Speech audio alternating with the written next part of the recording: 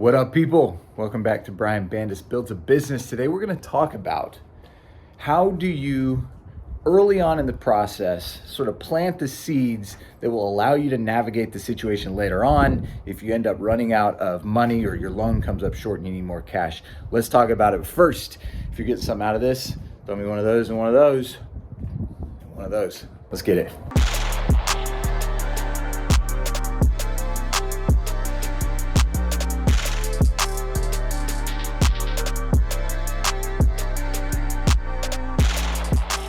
All right, so there are a number of things that can happen on a project that can cause you to come up short money-wise by the end.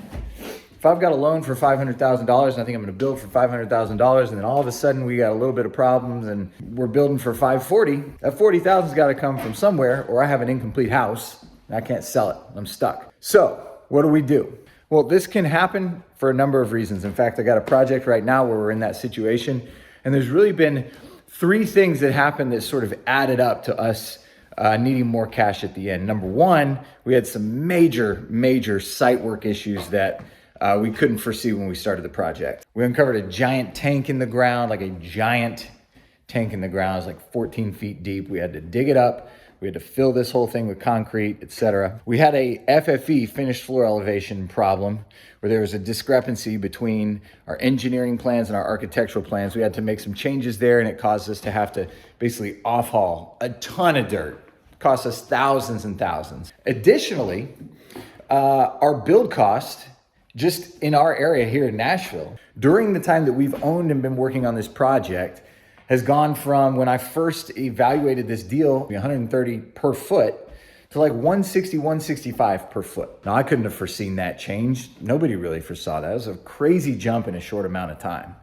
but it is what it is. And now our cost to build this project is much higher. Lastly, another huge change that we couldn't foresee is that rates jumped like 2.5% to 3% during the time that we've owned this project. So naturally, especially spread across 4 units, our carrying costs are higher than anticipated. We're paying here towards the end, where we're almost at full draw, we're paying, 8% for our money instead of 5%. Point is, you can end up in this situation for a lot of reasons. So what do?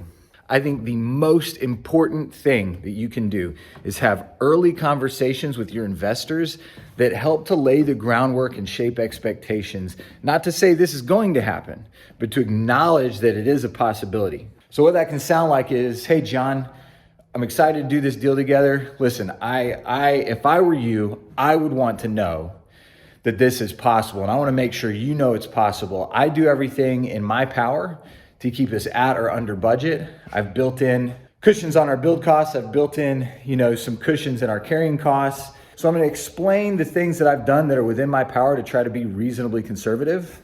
But from there's a lot that's outside of my power, right? So I'm going to explain that and sort of confess that to John and say, man, I just want you to know, in construction, there's just a lot of things we can't control. And so we're controlling the things that we can really well, and the things that we can't, we just sort of have to roll with them. So I just want you to know that I'm going to do everything I can to keep us at or under budget. And my goal is always to complete it with the money we have on hand, and the amount that I have had you bring to the table should cover us. But I do need you to know it's possible that we get to the tail end and to finish this thing up. If for some reason something happens, we need to bring an extra $10,000, $15,000, $20,000 to the table. I need to make sure that you know that isn't impossible. And I want to make sure that isn't going to be like a huge problem if we get to the tail end and that's what we need to do. What are your thoughts? Give them a chance to respond and just make sure that that's not going to be a huge problem. Now, if they say, man, that is a problem because this is what I have, I don't have another 10 or 20, this is my investment money, then I can decide whether it makes sense for me and John to work together on this project or not. And I might just decide, okay, if we come up short, I'll cover it. Or I might decide, okay, why don't we bring in a second investor just to make sure that we've got everything we need. So there's a lot of options, but that over communication, that really clear communication is crucial up front. It's going to save you and your investors a lot of heartache. And if I get to that point at the end where I do need to call and say, man, I'm sorry, we tried, but we had site issues, we had interest rates, whatever, we need to bring another 10, 15 to close this thing up.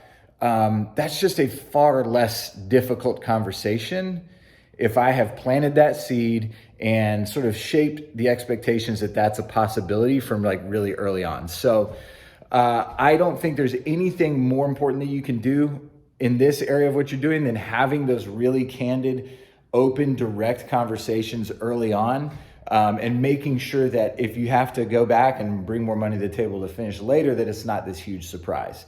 Bringing money to the table to finish is like, I don't know, it kind of is what it is, right? It's part of the nature of the beast. Doing it out of complete surprise suddenly, that's a lot more painful. Something I'm also finally getting better about is keeping my investor partners more up to date throughout the process. I don't know if I'd claim I'm great at it. Sometimes I get like head down, I'm just cranking, but keeping them up to date as we go so that they know. For instance, on this deal I'm talking about, man, these guys know we've had some site problems. They all know that this one's been a bit of a bear, right? So when I came and said, hey man, we're actually working on a loan extension, they weren't totally shocked, right? So I think that brings me to the second thing, which is what are your options? And here are a few options that I've explored. Some of them I've used, some of them I have not. Option one, get a reappraisal and get a loan increase. So in that instance I described earlier, my loan is for $500,000. Maybe my cost is bumped up to $540,000 because things have happened beyond my control, but I also know the value is there. No problem. This thing's going to sell for $800,000 or whatever. So I go to the bank and I can say, hey, can we get a reappraisal and get a loan amount increase and just cover this shortfall with funds from a loan? All right. So that's option one.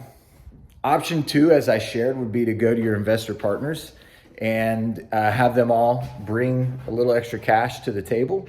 Option three would be for you to bring some money and cover it.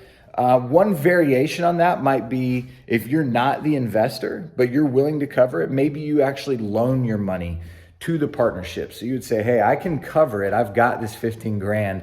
I'm going to loan it to the partnership at 10% for these 2-3 months here at the tail end or something like that.